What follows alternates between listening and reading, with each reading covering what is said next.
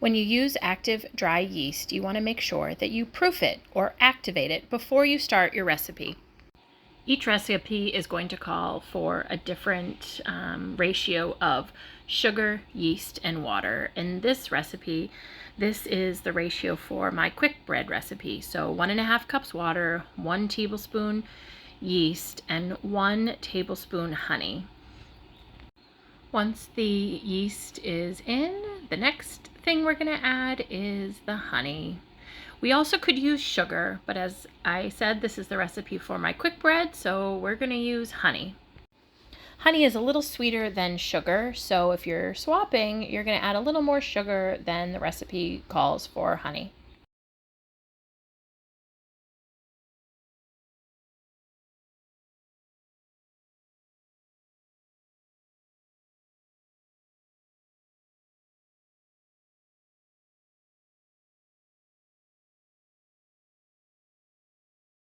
Once the honey is added, we're going to mix it up, and then the yeast is going to get busy and start eating the sugars and activating. So what you're going to want to see is movement in the bowl. So we'll start to see some bubbles, and it's going to get nice and frothy. I recommend fast forwarding or speeding up this video so you can go straight to the end. The rest of this video is in actual time, so it takes anywhere from 5 to 7 minutes to truly activate, and you will see that happen over the next couple minutes.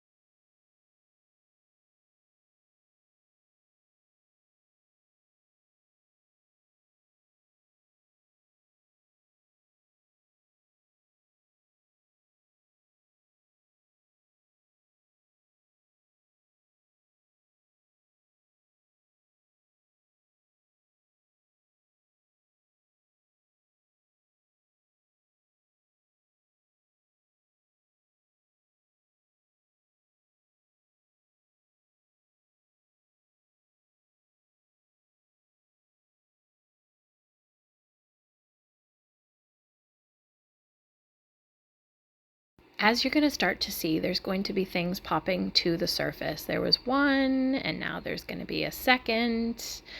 And this is proof that this active yeast is in fact active. If this yeast was not good, you wouldn't see this, or it would take forever. And if it's taking longer than 10 minutes, maybe it'll take 10 minutes in when it's not so warm. If it's taking too long, your bread is not going to rise very well. If it's somewhat bubbly and just taking a little time, I'm sure you'll be able to bake with that, but you really want it to be within the 5 to 10 minute range. Now we're seeing all the good stuff. Lots of bubbles, lots of active yeast. This is going to be great to make my bread with.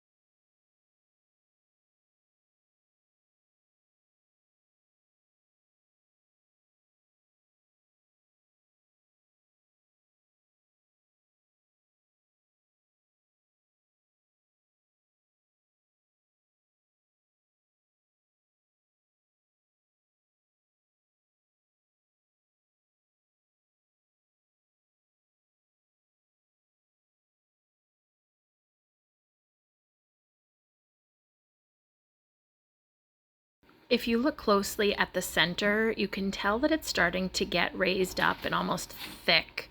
That is exactly what you want to see.